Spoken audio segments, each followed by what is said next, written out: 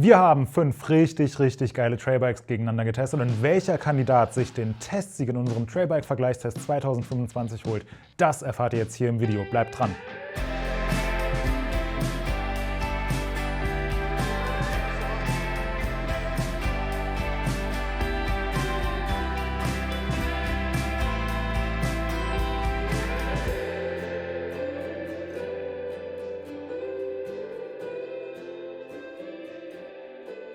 Hey Leute, schön, dass ihr eingeschaltet habt auf unserem YouTube-Kanal. Mein Name ist Moritz, aber heute geht es nicht um mich, sondern um unsere 5 Trailbikes im Vergleichstest. Deswegen starten wir direkt mit den Kandidaten, die sich gegeneinander beweisen mussten. Den Auftakt macht das Specialized Stumpjumper 15 in der Evo-Ausgabe. S-Works, volle Hütte, alles dran, 12.500 €.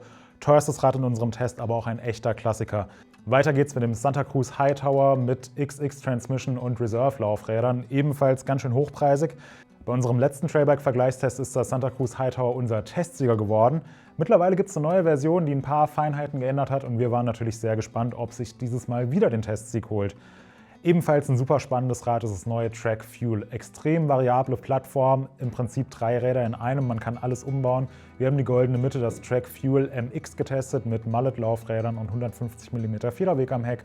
Staufach im Rahmen, Lenkwinkel kann verändert werden, Progression kann verändert werden, man kann die Räder umbauen.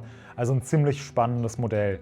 Ebenfalls eines der interessantesten Trailbikes überhaupt, meiner Meinung nach zumindest, ist das Forbidden Druid. Coole Sache, dass wir es mit in den Test stecken konnten, weil es ja schon so ein bisschen aus der Reihe tanzt mit seinem High-Pivot-Hinterbau. Es hat nur 130 mm Federweg, dafür eine komplett nach hinten gerichtete Raderhebungskurve. Mit diesem typischen High-Pivot-Feeling soll es der langhubigeren Konkurrenz das Fürchten lernen, und ob das wirklich so ist, haben wir getestet. Waren wir sehr gespannt drauf. Und damit wir nicht nur Carbon-Modelle testen, haben wir noch das Raw Jib in der LT-Variante ins Rennen geschickt. Hat ein bisschen mehr als 140 mm Federweg und die typischen Raw bekannten Features. Das Toolbox-System, mit dem man den Rahmen extrem gut anpassen kann. Außen verlegte Leitungen, Fokus auf Haltbarkeit und auf Langlebigkeit. Einfach ein sehr schöner Ansatz, der viele Fans hat. Wir konnten das Rad vorab auch schon fahren, waren große Fans und deswegen wollten wir wissen, wie es sich gegen etwas allroundigere Trailbikes schlägt. Das ist unser Testfeld. Was die Gemeinsamkeiten der Räder angeht, wie gesagt, das sind alles Trailbikes, die den Fokus eher auf die Abfahrt haben. Vor vielen Jahren hat man dazu auch mal All-Mountain gesagt. Vielleicht ist das jetzt wieder ein Aufleben der All-Mountain-Kategorie. Wir sagen Trailbike dazu, aber mit Fokus tendenziell auf die Abfahrt, bedeutet für die Federwege vorne zwischen 150 und 160 mm. Am Heck ist es alles so im Bereich um die 150 mm. Das Raw hat ein bisschen weniger Federweg mit 141 und das Forbidden hat eben nur 130 mm Federweg, soll sich aber noch deutlich mehr anfühlen. Rahmenmateriale 4x Carbon, 1x Aluminium. Das Alubike, das Raw Jib, ist auch das schwerste Rad im Test, wiegt 16,1 Kilo. Leichtester Vertreter, ist auch gleichzeitig das teuerste Rad im Test. Man erkennt vielleicht einen Zusammenhang. Das Specialized Stumpjumper, das 14,7 Kilo wiegt. Aber ich sage jetzt mal ganz grob, alle Räder so plus minus 15 Kilo um den Dreh. Alle moderne abwärtslastige Geometrien sind relativ anpassbar. Ein paar der Räder haben Staufächer im Unterrohr. Und an jedem Rad ist alles dran, was man sich wünscht. Und ich nehme es jetzt auch schon mal vorne weg. Mit jedem Rad kann man von den Home Trails bis hin zum Bikepark extrem viel Spaß haben. Also schlechte Räder waren in dem Test definitiv nicht dabei. Es ist jetzt eher so, ja, die Kirsche auf der Sahnetorte finden. Preistechnisch haben wir eine relativ große Spanne. Das günstigste Rad in unserem Test ist das Track Fuel mit XT DL2-Ausstattung. Kostet 6.999 €. Das obere Ende der Fahnenstange ist dann beim Stumpjumper S-Works erreicht für 12.499 €. Also selbst das Track ist zweifelsohne kein günstiges Bike. 7.000 bis fast 13.000 € ist natürlich alles im hochpreisigen Segment. Es gibt aber von jedem Rad, was wir getestet haben, auch deutlich günstigere Varianten. Und wir haben bewusst den Herstellern keine Vorgaben gemacht, was die Preise angeht. Uns ist es wichtig, dass wir den Rahmen testen und das Fahrwerk testen und wie das miteinander harmoniert. Ob da jetzt eine XT oder eine XTR-Schaltung dran ist oder was auch immer.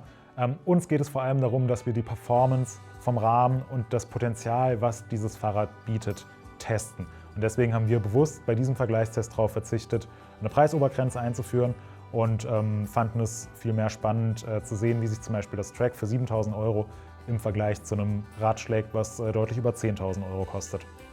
Außerdem haben wir an allen Rädern in unserem Test ein paar Komponenten vereinheitlicht. Es ist ein Vergleichstest und wenn beispielsweise an dem einen Rad ein Matschreifen drauf ist und an dem anderen Rad ist ein niedrig profilierter Trockenreifen, dann verzerrt es unsere Testeindrücke extrem. Und bei den herbstlichen Bedingungen, wo wir getestet hätten, hätte man auch manche Räder einfach aus dem Test rausnehmen können. Am Forbidden beispielsweise ist serienmäßig ein Maxxis Forecaster verbaut.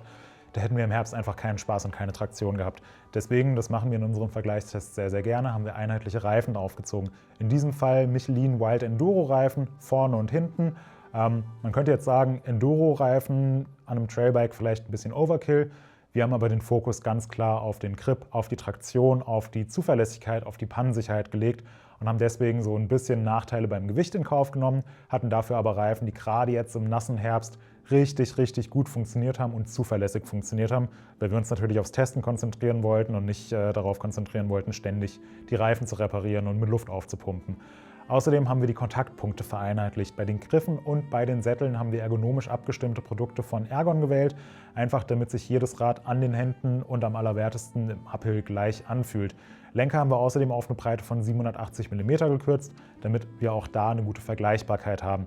Und was für unsere herbstlichen Testverhältnisse ziemlich praktisch war, war, dass wir jedes Rad mit einem Schutzblech von Unleashed ausgestattet haben, sodass wir immer Freisicht hatten.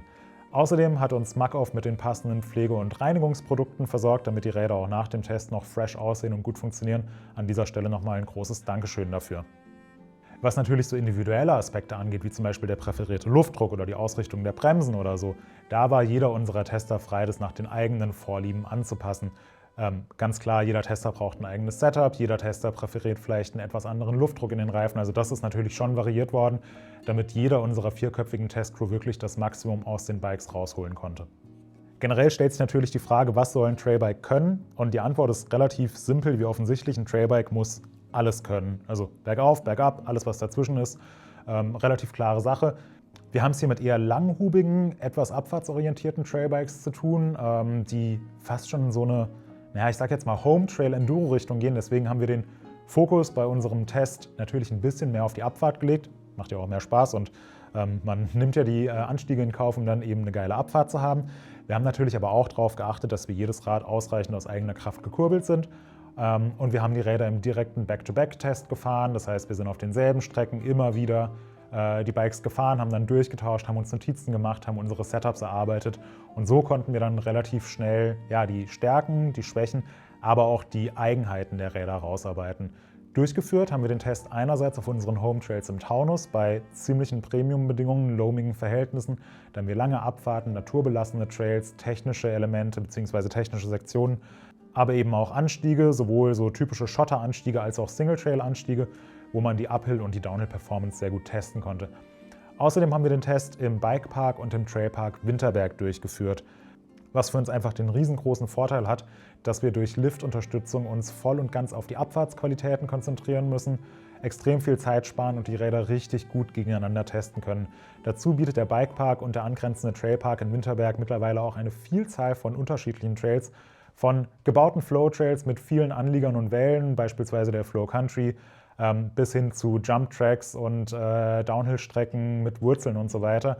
Naturbelassene Trails im Trailpark, also da hatten wir wirklich sehr, sehr gute Testbedingungen. Die Abfahrten waren natürlich alle relativ kurz, aber wir brauchen noch keine ultra langen Abfahrten, nicht zwangsläufig, sondern konnten so zwischendurch immer wieder die Setups noch so ein bisschen verfeinern und die Räder sehr schnell im direkten Vergleich gegeneinander testen.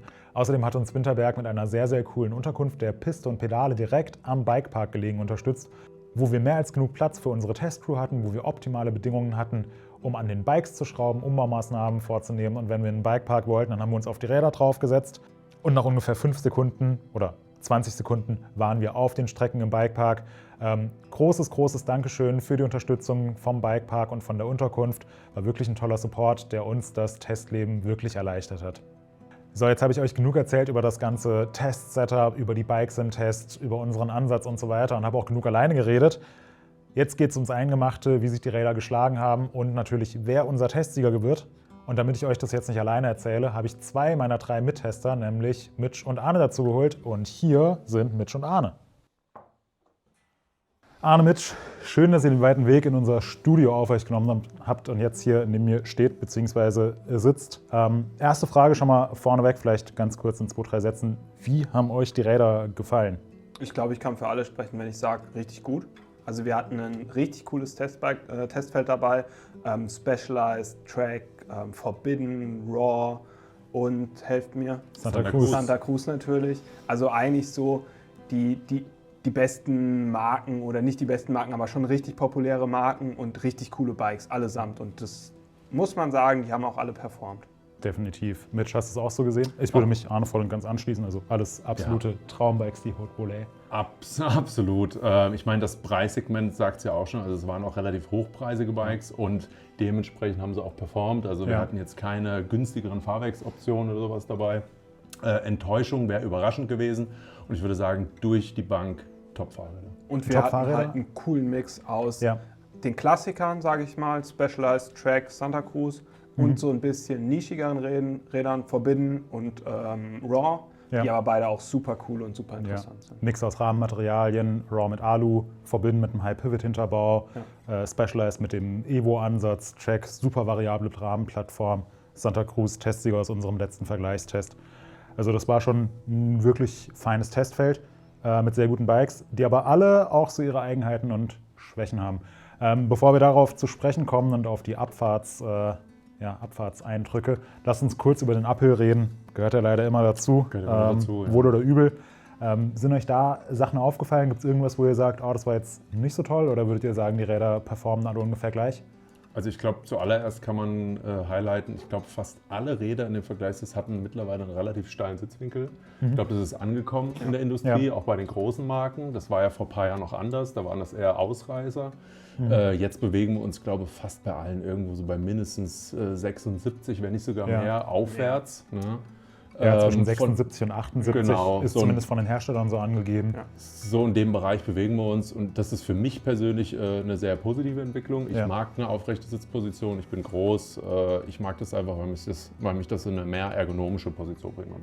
Ist ja gerade für Menschen mit langen Beinen, die groß gewachsen sind, relevant. Trifft gerade auf dich zu. Ich habe jetzt eher wenige Probleme mit einem zu flachen Sitzwinkel, aber ist natürlich eine coole Entwicklung, dass das jetzt in die Richtung geht. Ich finde, da haben sich die Räder schon noch so ein bisschen unterschieden. Also ich würde sagen, das Forbidden hat die zentralste, die steilste Sitzposition. Das ist mir aufgefallen. Fand ich gerade dann, wenn es steil geworden ist, cool. Aber ja, durch die Bank weg. Also da gab es keine Ausreißer oder nichts, wo ich sagen würde, da würde ich jetzt gerne den Sattel so weit wie es geht nach vorne schieben. Genau, ich würde auch sagen, selbst jetzt zum Beispiel ein Raw, das jetzt wahrscheinlich gewichtstechnisch auf jeden Fall im Vergleich ein bisschen über den anderen liegt, auch das pelladiert sich prima. Allein auch schon der steile Sitzwinkel, auch da, der ist ja auch ziemlich steil am Ende und pelladiert haben durch die Bank alle sehr gut. Ja. Die einzige Ausnahme, so vielleicht ein bisschen Forbidden, das Heck wippt. Das wippt recht spürbar und auch nervig. Da muss man den Plattformhebel benutzen. Bei den anderen Bikes würde ich sagen, den Plattformhebel braucht man nicht unbedingt, kann man manchmal benutzen. Aber beim Forbidden habe ich wirklich immer runtergegriffen, um den Plattformhebel einzulegen, weil es sonst einfach sich so recht aufschwingt. Das ist die einzige Ausnahme, die muss man auf jeden Fall benennen. Ja, fand ich so ein bisschen überraschend, weil man ja eigentlich denken würde, 130 mm, das müsste so der Kletterkönig sein. Ich finde, es ist auch gut geklettert und wenn man einen Plattformhebel drin hatte, jetzt so auf typischen Forstweg-Uphills, war das Rad auch super gut, auch durch die Sitzposition. Ich fand auch mit offenem Dämpfer hat es schön viel Traktion geliefert, aber klar, das Wippen lässt sich nicht so wirklich wegdiskutieren und das war eigentlich bergauf das Einzige, was mich an den 5 Rädern gestört hat. Beim Raw, klar, hohes Gewicht, aber das hast du nur gemerkt, wenn du beschleunigt hast, finde ich. Ansonsten Sitzposition. Und im direkten Vergleich vielleicht. Ne? Also wenn jetzt nur alleine das Raw für sich zählt, war das auch nicht so auffällig, fand ich. Genau, ja. Gut. Dann haben wir den Uphill abgehakt, sind oben angekommen, können in den Trail starten. Und ich würde sagen, da hangeln wir uns von Bike zu Bike und wir legen einfach mal los mit dem Santa Cruz Hightower.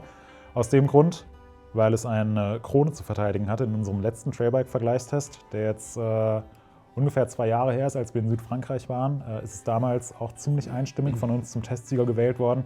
Jetzt die neue Version mit einem leicht veränderten Design, aber im Grunde genommen immer noch ein typisches Santa Cruz, etwas aufgebohrter Federweg. Wie hat euch das neue Hightower gefallen, gerade wenn es bergab ging? Mit willst du anfangen? Ich fange mal an. Ich habe relativ viel Erfahrung auf dem Fahrrad, weil ich es auch privat schon seit einer Weile fahre. Grundsätzlich bin ich persönlich sehr zufrieden mit dem Fahrrad. Ich habe eine super kompakte Sitzposition. Das mag ich halt, wenn ich aufrecht sitze, wenn ich kompakt sitze, nicht zu gestreckt. Der Hinterbau passt mir persönlich sehr gut. Ich hasse es. Also das VPP-Design und eben das Ansprechverhalten gerade vom Fahrrad. Und das, würde ich sagen, sehr satte Fahrgefühle auch für 150 mm, würde ich behaupten, dass es ein ziemlich sattes Fahrfeeling gibt. Ja, Geometrie passt für mich, sie ist nicht zu extrem. Das ist ja so typisch Santa Cruz, ne? Also die verfeinern das gefühlt seit 50 Jahren, aber liegen damit immer genau richtig. Also so ein Ausfall, was Geometrie bei Santa Cruz angeht. Draufsetzen, wohlfühlen. Ja. Das passt, glaube ich, so zu ziemlich jedem Santa Cruz, kann man so wohl unterschreiben. Und das auch genauso beim Hightower, beim neuen. Also die 150 mm am Heck sind definitiv solide und satt. Ich würde jetzt auch nicht sagen, dass es mehr bräuchte, für den Bereich sowieso nicht. Weiß nicht, Arne, was sagst du? Nee, ich kann das nur unterschreiben. Also Hinterbau ist extrem sensibel, saugt richtig gut, hält auch gut dagegen und macht richtig Spaß zu fahren. Wie ihr beide gesagt habt, Geometrie ist top, man fühlt sich direkt wohl, das Bike fährt sich ausbalanciert. Einziger Knackpunkt für mich, es war relativ steif so. Das habe ich gemerkt, das hat Gregor gemerkt. Bei euch, ihr wiegt einen Tick mehr, ist es nicht so negativ aufgefallen oder bei dir nicht negativ, bei Moritz hat es auch schon gemerkt. Es ist so ein bisschen steif und dann haben wir ein bisschen rumüberlegt, ein bisschen rumprobiert und es gibt halt Situationen, in denen es ist störend, wenn es jetzt irgendwie nass ist, rutschig ist, du schräge Schläge hast, da ist es nervig. Das hatten wir viel auf unseren Testtracks, muss man ja ehrlicherweise sagen. Wenn du bikeparkiges Zeug fährst, Flow, schnelle Sachen, ist es vorteilhaft, weil man auch eine hohe Präzision einfach hat. Das Fahrrad fährt sich sowieso sehr präzise. Und ich habe dann nochmal Aluminiumlaufräder reingemacht, Crankbox-Laufräder, die einfach von sich aus schon relativ weich sind und damit war das für mich deutlich besser. Das hat für mich deutlich besser gepasst, das Steifigkeitsverhältnis dann insgesamt, weil es einfach sich so ein bisschen runder, ein bisschen smoother gefahren ist und ich so nicht mehr so harte Spikes an die Hände abgegeben bekommen habe. Ja, genau. Das mit der Steifigkeit, das habe ich auch gemerkt, gerade so im direkten Vergleich zu den anderen Rädern. Ich glaube, wenn ich nur das Hightower fahren würde, dann wäre das ein Aspekt, an den ich mich ziemlich schnell gewöhnen würde. Aber so im direkten Vergleich hat man schon gemerkt, das Rad hat einfach mehr Feedback weitergegeben, mehr Resonanz. Gerade so, ja, wenn, Arne, wie du es beschrieben hast, wenn so schräge Schläge kamen, dann hat es einen auch mal versucht, so von der Linie runterzuwerfen. Ich finde andererseits, wenn man die Linie präzise getroffen hat, war es für mich das gefühlt schnellste Rad im Test und eigentlich auch so das spaßigste Rad, weil es einfach einen super guten Hinterbau, eine energetische Charakteristik hat, dazu die Geometrie und für mich geht es schon so in die Richtung, dass es ein ziemlich gutes Home-Trail-Enduro ist, beziehungsweise Home-Trail-Bike. Wenn man jetzt nicht die allerhärtesten Strecken zu Hause hat, sondern ja so auch technische Sachen und so weiter, aber auch mal in einen Bikepark oder aufgebaute Strecken will, dann ist das schon ein sehr, sehr guter Allrounder nach wie vor. Genau, es ist auf jeden Fall ein richtig gelungener Allrounder, das kann man, glaube ich, sagen. Ja, definitiv. Ja. Und wenn man sagt als leichterer Fahrer, hey, ich habe Angst vor der Steifigkeit, dann musst du halt nicht die Reserve-Carbon-Laufräder kaufen, sparst dir damit auch eine Menge Geld. Ja. Lässt Alu-Laufräder drin oder sowas und dann ist es ein richtig, richtig gutes Bike auch, wenn man leichter ist. Also weiterhin ein rundum gelungenes Bike, was ich eigentlich, also es macht einfach sehr viel. Man kann nicht viel Negatives darüber sagen. Ja, genau. Machen wir weiter mit dem Track. Ist ja auch ein sehr spannendes Bike. Ich habe mich persönlich total drauf gefreut, das Rad zu fahren. Das ist jetzt vor kurzem erst vorgestellt worden. Super variable Rahmenplattform. Liege ich damit richtig, wenn ich sage, dass wir alle so ein bisschen so eine gewisse Anlaufphase auf dem Rad brauchten? Definitiv. Ich würde sagen, also für meinen Teil habe ich eine ganze Weile gebraucht, um das richtige Setup für mich zu finden, um auch den Federweg auszunutzen. Das war nämlich auch ein Thema bei uns im Test, dass man überhaupt den gesamten Federweg nutzt. Die Anpassbarkeit ist auf jeden Fall hoch, man kann sehr viel verstellen, vielleicht sogar zu viel für den einen oder anderen. Ne? Ich meine, normalerweise ist so Set and Forget der Standard, das heißt, du hast eine Konfiguration und normalerweise bleibst du dann bei der, dann ist es auch fein. Aber ich könnte mir vorstellen, dass es den einen oder anderen sogar überfordert, so viele Varianten in der Einstellung oder Anpassbarkeit zu haben. Grundsätzlich, was mir gleich zu Beginn aufgefallen ist bei dem Rad, ist der Hinterbau. Der Hinterbau ist für mich als relativ schweren Fahrer, knapp über 100 Kilo, ziemlich flexi. Also da bewegt sich ja einiges, sodass ich am Anfang sogar dachte, ich habe ab und zu einen Platten, weil das Hinterrad einfach wirklich im Hinterbau stark Bewegung hat. So viel sogar, dass der Reifen die Sitzstreben berührt hat. Ja. Ich meine, was interessant ist, weil eigentlich, wenn man so drauf schaut, nach links und rechts ist relativ viel Platz. Ist viel Platz, also ist da auch relativ viel Bewegung. Und deswegen war das so erstaunlich, weil man hat es so, also ich zumindest so stark gespürt, dass ich dachte, okay, da ist irgendwas falsch. Und dann habe ich mich noch gewundert. Aber es ist einfach die Kombination aus den Laufrädern, die wahrscheinlich nicht die steifsten sind am Ende, plus eben der ganze Hinterbau noch am Flexen ist. Ja, und das war für mich persönlich ein Kritikpunkt auf jeden Fall am Rad, als schweren Fahrer. Und das hat man vor allem bei unserem Test in Winterberg gemerkt. In Winterberg gab es natürlich auch viele Bikepark-Kurven, durch die du ziemlich schnell mit ziemlich viel Bums fährst, um beispielsweise den Sprung danach zu bekommen. Und auf der anderen Seite ist es so, wenn du das Ganze dann wiederum auf technischem Gelände, wie im Taunus, als wir noch Labs gemacht haben dort, kann es auch wieder ein Vorteil sein. Ja. Weil es ein bisschen mehr Grip generiert. Da hat mich das zum Beispiel null tangiert. Ja. Also da habe ich das einfach nicht gespürt. Klar, grundsätzlich ist ja jetzt Flex auch erstmal keine schlechte Sache. Aber ich finde, wenn es sozusagen schon so früh, das Rad war neu, als wir es bekommen haben, und wenn es schon direkt im Test auftritt und man da direkt im Bikepark-Einsatz Schleifspuren hat, weiß jetzt zumindest bei schweren Fahrerinnen und Fahrern nicht, ob das langfristig vielleicht, könnte halt schon zu Problemen führen. Ne? Ja, man sollte es auf jeden Fall auf dem Schirm haben, gerade eben, wenn man vielleicht viel Bikepark oder Jumps fährt oder eben schwer ist, ist auf jeden Fall ein Faktor. Aber nichtsdestotrotz, es hat auch gute Eigenschaften, das Fahrrad definitiv. Es hatte für mich generell viel Pop. Es war agil auf dem Trail, es war leicht zu handeln auf dem Trail. Das Handling grundsätzlich als sehr gut zu beschreiben. Ich weiß nicht, Arne, was sagst du? Nee, Handling finde ich auch richtig gut. Also geometrietechnisch habe ich mir auch direkt wohlgefühlt. Ja. Was du sagst mit dem flexenden Hinterbau, das hat definitiv seine Vorteile. Ich fand es auch schon relativ krass, weil man sieht jetzt an unserem Hinterbau schon deutliche Schleifspuren. Aber abgesehen davon so, war ich auch, gerade was du sagst, Poppy direkt mit dem kleinen Hinterrad auch so, kann man es richtig geil um Kurven legen, kann man es richtig geil reinwerfen. Ich finde auch, man kann es sehr gut übers Hinterrad fahren.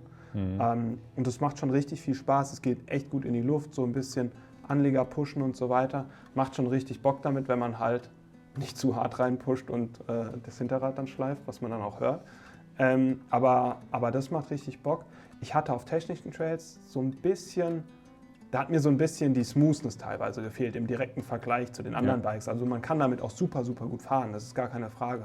Aber im Vergleich zu anderen Bikes, sage ich mal zum Raw oder zum Santa oder zum Specialized, hat mir da einfach so die Smoothness gefehlt von dem Bike. Es war einfach so, ich habe recht viel Bewegung drin gehabt, das hat mich hin und wieder mal gekickt, wo ich gedacht, warum macht es das jetzt? Das war so mein Kritikpunkt da. Aber wenn ich so Sachen dann übersprungen bin und so diesen Pop genutzt habe, dann hat es mir richtig Bock gemacht. Da habe ich mich ehrlich gesagt gefragt, wie sich das verhalten würde, wenn wir das Rad jetzt als 29er gefahren werden, also sozusagen als EX-Variante. Die Option gibt es ja auch, 120 €, kaufst du dir eine neue Umlenkwippe und brauchst ein 29 Zoll Hinterrad und theoretisch müsstest du noch von der Gabel irgendwie einen Zentimeter Federweg wegbekommen. Wobei man das, glaube ich, auch mit einer 160er Gabel als 29er fahren könnte, dann mit 145 mm Federweg. Ob das vielleicht nochmal so ein bisschen besseres Überrollverhalten, ein bisschen mehr Ruhe in die Sache gebracht hätte. Interessantes Gedankenexperiment. Wenn man noch ein 29 Zoll Hinterrad zu Hause rumliegen hat, kann man das auch relativ unkompliziert machen. Ich finde generell ist es eine coole Sache, dass es so eine variable Rahmenplattform ist. Aber muss man sich natürlich auch ganz ehrlich selbst fragen, würde man das nutzen? Wenn man es nutzen würde, dann ist es sicherlich ein sehr, sehr cooles Rad. Wenn man lieber sagt, ey, ich will ein Fahrrad, was in einer Konfiguration richtig gut funktioniert, dann weiß ich nicht, ob diese Variabilität und die Komplexität einem wirklich Vorteile bringt. Ja. Was man beim Track auch noch sagen muss und was nicht exklusiv fürs Track gilt, aber was uns an dem Rad aufgefallen ist, ist die Geräuschkulisse. Oh ja. Wir hatten generell im Test Probleme, oder es ist uns aufgefallen, dass die Shimano-Schaltwerke relativ laut klappern. Arne, du hast ja auch schon einen Vergleich gemacht, Shimano gegen SRAM, wo du genau das festgestellt hast. Durch die geringe Kettenspannung ist da einfach viel... Nicht geringe Kettenspannung, die haben einfach keine Dämpfung im Schaltwerkskäfig. Durch die fehlende Dämpfung am Schaltwerkskäfig ist da viel Bewegung drin und das hat man an allen Rädern mit Shimano-Schaltung gemerkt. Also definitiv. Am Track, am Raw und am Specialized. Ich finde, am Track hat man es am meisten gemerkt, weil da die Schläge irgendwie am meisten im Hinterbau resoniert haben und man das irgendwie auch gefühlt recht stark in den Füßen mitbekommen hat. Und das Track war auch das Rad mit der lautesten Federgabel. Ja.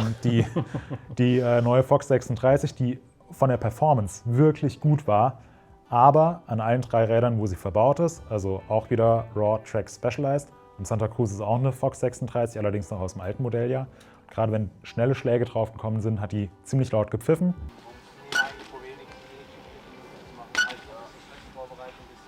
Wir haben Rücksprache mit Fox gehalten. Ist wohl ein Problem der ersten Charge. Man kann unseren Informationen nach die Gabel, wenn man davon betroffen ist, wenn man so ein lautes, fiependes Geräusch hört, wenn die Gabel schnell einfedert, dann kann man sie einschicken zum deutschen Servicepartner. Es sollte relativ schnell gefixt werden. Aber natürlich so eine sehr laute Geräuschkulisse hat dann auch nochmal so ein bisschen den Eindruck geschmälert. Ich würde sagen, man hat so vom reinen Fahrverhalten dem Track jetzt nicht unbedingt angemerkt, dass es das günstigste Rad im Test ist. Aber dieser klappernde Hinterbau in Kombination mit der fiependen Federgabel und dann auch noch der klappenden Leitung von der Dropper Post, es hat einfach so ein bisschen den Eindruck geschmälert, finde ich. Ja, abschließend kann man auf jeden Fall sagen, die Geräuschkulisse wird dem Fahrrad definitiv nicht gerecht. Würde ich auch so sehen. Ja. Gut, gehen wir zum nächsten Bike. Jetzt in der Reihe Forbidden Druid. Forbidden Druid. Auch ein sehr spannendes Rad, V2. Du hast auch viel Erfahrung auf dem Rad, hattest es ja auch eine Weile. Bist generell High-Pivot-Fan. Ja, also ich bin angetan vom High-Pivot-Prinzip und habe viele Jahre eigentlich auch Erfahrung gesammelt. Vom Dreadnought V1, was ich selber gefahren bin, eine ganze Weile. Das V2 getestet, hatte das auch eine Weile. Das V1 Druid besessen und auch das V2 Druid besessen. Also ja, kann ich ein bisschen was zu sagen. Wir haben es jetzt hier im Vergleich. Und ich bin es jetzt schon länger nicht mehr gefahren, ich besitze es auch nicht mehr. Und was ich auf jeden Fall sagen kann, es hat mich direkt wieder positiv überrascht. Ja. Man muss vielleicht dabei aber auch erwähnen, in Winterberg nicht ganz so wie im Taunus. Also auf eher holprigen, wurzeligen und lohmigen Strecken, sehr technischen Strecken, auch nass natürlich, was auch sonst. Da war wirklich der Fall, draufsetzen, wohlfühlen und direkt ein bisschen schneller fahren. Ja, weil das Ding einfach mega plasch liegt, gerade auf Wurzeln, auf technischem Geläuf. Ich hatte auch wirklich das Gefühl, du brichst kurz aus in eine Kurve und es fängt sich einfach auch schnell wieder und du bleibst wieder auf der Spur oder bist wieder in der Spur. Und das war was für mich, was echt herausgestochen hat. Und das hat mich auch ein bisschen gefreut, dass der Arne draufgesprungen ist und das ähnlich empfunden hat. Und du ja auch im Endeffekt. Ne? Du hattest auch direkt ein positives Feedback auf der ersten Fahrt. Ich bin's im Winterberg auch gefahren und war irgendwie nicht so geflasht. Ich finde, es waren auch einfach nicht so ganz die passenden Strecken in Winterberg und dann auf den längeren Abfahrten im Taunus so naturbelassen, schon anspruchsvoll, aber jetzt auch nicht total ausgefahren und nicht total ruppige Bedingungen. Ja. Da fand ich den Hinterbau echt ziemlich überragend und auch so die ganze Fahrdynamik, das Konzept. Klar, es hat eine Geometrie, die so ein bisschen gewöhnungsbedürftig ist, weil da einfach viel Bewegung drin ist. Aber ich finde, wenn man sich darauf eingelassen hat, war es echt ein ziemlich cooles Fahrgefühl, muss ich sagen. Also du bist auf jeden Fall balanced, das ist ja das Ziel von Forbidden, ne? Dich in die Mitte des Fahrrads zu bekommen durch eben relativ lange Kettenstreben. Und du hast relativ viel Druck auf der Front natürlich auch, auf dem Lenker. Und wenn man sich da einmal drauf eingeschossen hat, weil es ist einfach kein normales Standardbike, das kann man so sagen. Du brauchst vielleicht, als jemand, der das noch nicht gefahren ist, vorher einfach ein paar Abfahrten, vielleicht auch 1-2 Tage auf dem Fahrrad, um mich da wirklich wohl und zu Hause zu fühlen, weil es einfach etwas anders ist. Es ist ein bisschen zeitverzögert beim Abziehen und so weiter. Wobei ich sagen muss, ich bin ja das V1, ich habe das V1 damals getestet und ich fand das stellenweise sehr geil und stellenweise fand ich den Trade-off aber relativ hoch. Und ich finde, in dem Vergleich ist das neue Druid ist ein sehr viel normaleres Fahrrad geworden. Als das alte auf jeden Fall. Als das alte. Es hat auch weniger Hinterbaulenkung. Genau. Und ich muss sagen, ich war sehr gespannt und ich war echt sehr positiv überrascht, wie gut ich es dann fand. Und man muss sagen, 130 mm Federweg, wenigste im Test. Blindtest würde, glaube ich, anders aussehen. Hätte ich eine andere Nummer aufgeschrieben. Das geht wirklich sehr, sehr gut über so Wurzelteppich und so bügelt das alles richtig gut weg. Also für einen Taunus, für einen Feldberg richtig geiles Bike. Und es bügelt gut und gleichzeitig hast du aber den Pop. Du hast immer noch und das Pop, hat mich echt überrascht, so, weil wir reden jetzt hier von 450, 460 Kettenstrebenlänge, die sich lenkt. Und dafür ist es sehr agil noch. Ja. Also es ist nicht so, dass du irgendwo... Das finde ich irgendwie unterm Strich, auch wenn es so ein ungewöhnliches Rad ist, kommt dann doch irgendwie ein ziemlich guter Allrounder aus. Aber der Weg dahin, der ist halt irgendwie ein komplett anderer als jetzt beispielsweise bei einem Specialized. Und das finde ich an dem Rad wirklich faszinierend, wirklich cool. Ich finde, es hat so ein paar Kritikpunkte, Ecken und Kanten. Einfach die fehlende Reifenfreiheit am Heck. Es ist ein verschachteltes System, schwer zu reinigen. Den Rebound zu drehen ist es wippt im Appel, wenn du den Dämpfer offen hast. Deswegen, ich finde es eigentlich ein sehr cooles Rad mit Charakter. Es ist definitiv nicht frei von Schwächen. Aber die Stärken, die haben mich schon ziemlich überzeugt. Und es hat schon so sehr mein Herz erobert. Ja. Also ich glaube, es polarisiert auf jeden Fall. Entweder mag man es oder man mag es halt gar nicht. So ein bisschen der Nerd unter den Allroundern vielleicht. Ja. Und Nerd ist ein gutes Stichwort, weil kommen wir aus Kanada nach Deutschland und Raw ist ja auch so eine positiv gemeint Nerd-Marke, die wirklich erfahrene Mountainbiker anspricht mit dem Ansatz so sehr hohe Servicebarkeit, außen verlegte Leitungen, große Lager, du kannst die Progression einstellen, du hast unterschiedliche Umlenkwippen für unterschiedliche Fahrergewichte. Also das ist in der Theorie alles sehr, sehr cool. In der Praxis hat euch das Raw Jip LT auch mal wieder sehr überzeugt, auch im direkten Vergleich. Das war richtig cool.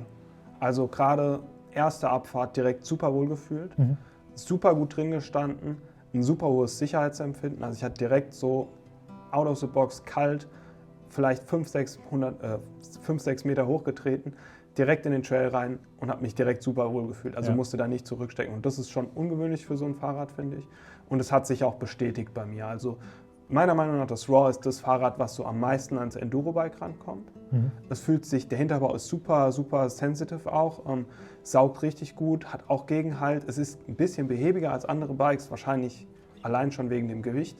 Es ist das schwerste Bike im Test. Aber das also mich hat es überzeugt, einfach mit diesen Ballerfähigkeiten, und es fährt sich sehr smooth auch. Ja. Also ich muss sagen, ich habe es irgendwie nicht ganz so gefühlt wie du. Grundsätzlich habe ich mich auch draufgesetzt und habe mich in erster Linie wohlgefühlt. Habe aber, ich glaube, ich hätte am Ende ein bisschen länger gebraucht, um so das optimale Setup für mich zu finden. Da war mir die Zeit vielleicht doch nicht genug oder das Wetter zu schlecht am Ende, wer weiß. Aber das, was ich mir da vorgestellt habe, was ich irgendwie im Kopf hatte, das hat es für mich nicht erfüllt. Aber es hat definitiv, es hat viel Grip. Du fühlst dich sicher drauf. Vielleicht war es auch das Behäbigere im Vergleich zu anderen Trailbikes im Test oder Mountainbikes im Test. Aber grundsätzlich ist es natürlich eine super solide Basis. Ja. Das Mehrgewicht, würde ich sagen, spürst du irgendwo schon, vor allem im Vergleich eben mit den anderen Bikes. Ich finde auch, Specialized Raw, das ist schon ein großer Unterschied. Das ist auf jeden Fall ein ziemlich großer Unterschied. Das sind auch nicht nur 1,5 Kilo, das ist ein bisschen mehr. Doch. Sind 1,5? 1,4 Kilo. Ah, okay. Ja, 16,1 im Vergleich zu 14,7. Aber ja, natürlich auch unterschiedliche Laufräder, die am Specialized beispielsweise deutlich leichter sind. Das wirkt sich dann ja auch nochmal aus. Ich finde auch, so im direkten Vergleich hast du schon gemerkt, dass es so ein bisschen träger ist. Das fand ich für ein Trailbike ein bisschen schade, wenn ich jetzt rangehen würde, dass es halt einfach so ein Home-Trail-Enduro wieder ist, dann würde mich das, glaube ich, nicht so sehr stören. Aber ich finde, insgesamt hast du schon an ein paar Punkten gemerkt, dass es einfach so ein bisschen träger, ein bisschen behäbiger, ein bisschen souveräner, ein bisschen sicherheitsvermittelnder ist. Und es ist zweifelsohne ein sehr cooles Bike. Ich habe es jetzt auch nicht so 1000% gefühlt, da ging es mir ähnlich wie dir. Also da haben mich Räder wie zum Beispiel das Specialized Stumpjumper, wo wir jetzt gleich noch drauf kommen, ein bisschen mehr abgeholt. Und ich bin zum Beispiel auch das Raw direkt nach dem Santa Cruz Hightower gefahren. Und das hat auch so eine recht unterschiedliche Charakteristik, obwohl der Hinterbau vom Hightower ja auch richtig gut bügelt. Aber im Hightower hat diese Energie drin gesteckt, die mir beim Raw so ein bisschen gefehlt hat. Aber ich glaube, eventuell auch mit anderem Setup, mit ein bisschen mehr Zeit wäre das auch noch drin gewesen. Und ich meine, man kann ja auch, wenn man sagt, okay, das Chip war mir jetzt ein bisschen zu träge, kannst du ja rein theoretisch hingehen bei denen und sagst, okay, ich mache es mit dem DPX. Nicht mit dem X2, wie wir es hatten. Klar. Und dann kriegst du wahrscheinlich ein bisschen mehr Pop da rein und so. Ja. Aber genau, es ist mehr so ein bisschen Mini-Enduro als jetzt irgendwie das leichtfüßige Trailbike. Das kann man schon sagen. Aber das ist ein guter Punkt. Es gibt verschiedene Konfigurationen, die Raw anbietet. Und ich glaube, wenn man den Jungs von Raw schreibt, so, hey, wie kann ich noch den Hinterbau ein bisschen optimieren? Was empfiehlt ihr mir für ein Setup? Oder können wir vielleicht auch mal eine Runde selbst zusammen fahren gehen? Da wäre Raw definitiv offen für. Also das finde ich ist auch noch so eine große Stärke von Raw, dass das Team von Raw wirklich so hinter den Produkten steht, so viel Zeit auf den Fahrrädern verbringt und so nahbar ist. Und wir sind das LT gefahren. Es gibt ja auch die normale Variante mit 10 mm Federweg weniger hinten. Ja. Das ist ja dann vielleicht die Variante, die einen mehr anspricht, wenn man es ein bisschen leichtfüßiger haben will. Genau. Ja. Vom Potenzial ist, glaube ich, kann man auch downgraden und hat immer noch ein sehr, sehr, sehr, sehr downhill-lastiges oder downhill-fähiges Trailbike. Ja, genau. Und last but not least, Specialized Stumpjumper 15 Evo. Hat uns alle ganz schön geflasht mal wieder, oder? Ja, würde ich so sagen. Ja. Allesamt. Ne? Allesamt im Bunde waren ziemlich beeindruckt von dem Fahrrad. Ja. Was macht das Rad so besonders im Vergleich zur Konkurrenz? Also ich glaube, was für mich persönlich auf jeden Fall am herausragendsten war dieses Feinfühlige und dieses Lebendige. Also es war super lebendig am Trail, es fühlt sich wirklich leichtfüßig an. Ja. Es ist super leicht von links nach rechts zu werfen. Es hat trotzdem Traktion, es hat trotzdem Grip. Es ist jetzt nicht nur poppy und leicht, es ist trotzdem auch satt irgendwo. Ja. Es ist vielleicht nicht ganz so satt wie ein anderes Fahrrad aus dem Test. Wiederum aber hat es diese Balance zwischen irgendwie Leichtfüßigkeit, Traktion und Plushnesss, sag ich mal. Und das macht es, würde ich sagen, am besten aus dem ganzen Vergleich. Ja. Siehst du es auch so? Würde ich auch sagen. Also das trifft es eigentlich ziemlich gut. Ich finde, die Steifigkeit ist beim Specialized ziemlich on point. Es ist nicht irgendwie zu weich oder zu hart, sondern es ist richtig gut. Und es fährt sich sehr smooth, wenn man es braucht, aber es fährt sich auch lebendig, wenn man es gerade lebendig haben will. Und das macht's schon krass. Wenn wir jetzt sagen, beim Raw, das ballert zwar gut, aber es ist ein bisschen tot, dann ist genau das, was das nicht macht, das Specialized. Das ballert gut und es ist überhaupt nicht tot. Es ist super agil, poppig. Ich würde sagen, wenn wir es jetzt zusammenfassen und von jedem Rad bereits die Stärken ausführlich genannt haben, dann vereint das Specialized eigentlich alle Stärken. Also sowohl Uphill als auch Downhill, alle möglichen Trail-Situationen. Es hat keine wirklichen Schwächen, wenn man es auf den Punkt bringt. Ne? Also was würdet ihr sagen, Genie-Dämpfer in Kombination mit einem sehr linearen Hinterbau, wäre das für euch eine Schwäche oder ein Ausschlusskriterium? Naja, also für mich, ich muss sagen, von der Performance kann ich nicht sagen, dass es irgendwie eine Schwäche ist. Wenn man sagt, ich habe keinen Bock auf sowas, pipapo, es sind immer so, es wird den so proprietären Dämpfer wird immer nachgelagt, dass sie ein bisschen anfällig sind und hier und da öfter mal kaputt sind. Und wenn man da keinen Bock drauf hat, dann ist es eine Schwäche. Wenn man aber sagt, hey, das ist das Fahrrad, das kaufe ich so und ich fahre das so, dann ist das kein Ding. Ich meine, so ein proprietärer Dämpfer ist halt eine Sache. Wenn du das Fahrrad so fährst, wie es kommt, funktioniert es aus der Box wirklich perfekt. Da jetzt zu sagen, ich stecke da jetzt ein Vivid rein, ich stecke da jetzt ein DRX2 rein mit einer anderen Kennlinie, kann das Ganze natürlich auch ein bisschen verhunzen, dann kann es vielleicht nicht so gut funktionieren. Du brauchst halt einen Dämpfer, der perfekt dafür abgestimmt ist. Darum ist dieses Fahrrad einfach entwickelt und wir haben es so getestet und so out of the box ist es einfach mega gut. Und für mich zum Beispiel wäre das jetzt kein Problem oder ich hätte kein Problem damit zu sagen, ich bin halt mehr oder weniger ein bisschen geeicht auf diesen Dämpfer. Ich muss das Fahrrad halt damit fahren. Wer natürlich customizen will, irgendwie einen super speziellen Dämpfer braucht, der muss halt viel Arbeit reinstecken, dass das Fahrrad auch mit einem anderen Dämpfer wahrscheinlich so gut performt, wie es das jetzt tut. Muss eventuell. Wir haben es nicht ausprobiert. Wir haben es nicht ausprobiert, aber man kann davon ausgehen, es wurde ja auch viel Marketing darum gemacht, um diese Dämpfertechnologie. Ich würde sagen, man kann das zum Teil auf jeden Fall auch unterschreiben. Es funktioniert sehr gut. Es hat ein plushes Feeling mit einer hohen Endprogression. Es funktioniert. Du hast diese geile Balance aus super sanft, super plush, vielleicht auch sogar so linear wie ein Coil. Ich weiß, das kann ich jetzt nicht so hundertprozentig unterschreiben, aber subjektiv würde ich sagen, es funktioniert mega gut und hat auch zum Beispiel, da muss ich Specialized recht geben, nie einen Durchschlag irgendwie gezeigt. Und ich habe es echt ein paar Mal rausgefordert, irgendwo Hack-to-Flat-mäßig draufgehalten. Und es hat sich mega geil angefühlt. Also du hast ein gutes, solides Feedback aus dem Dämpfer bekommen. Und das bei, ganz kurz, 145 mm. Das ist nicht viel. 12.500 Euro. Ja, das ist nicht wenig. Aber ich würde da mitgehen. Ich finde, der proprietäre Dämpfer hat super gut funktioniert. Das System passt und ich finde, man kann es bedenkenlos empfehlen. Und ich würde sagen, für mich ist es, wenn man einen richtig guten Allrounder sucht, der Testsieger in unserem Testfeld. Definitiv. Würdet ihr da mitgehen? Auf jeden Fall. Würde ich auch mitgehen, Ja, von daher können wir Specialized gratulieren mit dem Stumpjumper zum Testsieg in unserem Trailbike-Vergleichstest.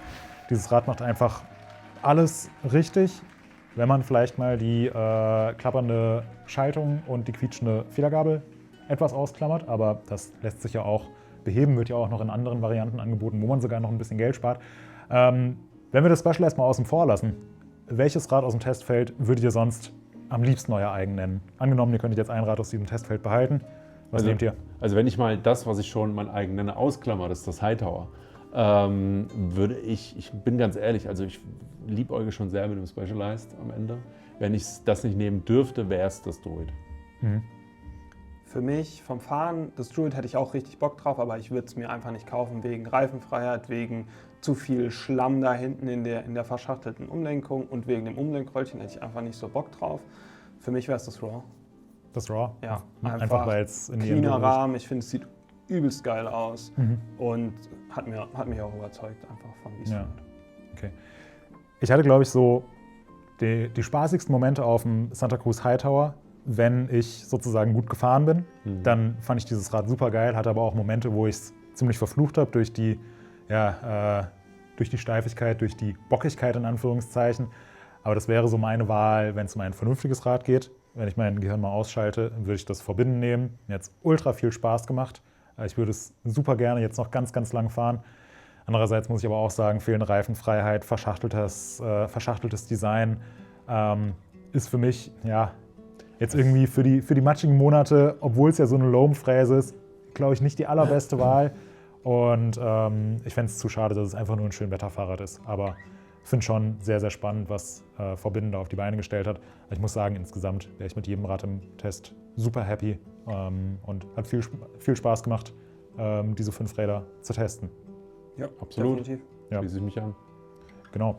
Jetzt an euch, wenn ihr noch Fragen zum Vergleichstest habt, irgendwelches Feedback, selbst Favoriten unter diesen Bikes habt oder noch irgendwas weiteres wissen wollt, dann ab in die Kommentare damit. Ansonsten auch immer, ihr wisst auch Bescheid, oben auf die Glocke drücken, damit ihr keines unserer tollen Videos, auch mit Mitch oder Arne, verpasst. Und zum Abschluss, ja, vielen Dank euch beiden für eure Eindrücke, auch an Gregor, der hier im Hintergrund vielleicht noch eingeblendet werden kann und heute leider nicht uns beiwohnen konnte. Und euch da draußen vielen Dank fürs Zuschauen und wir sehen uns beim nächsten Vergleichstest wieder.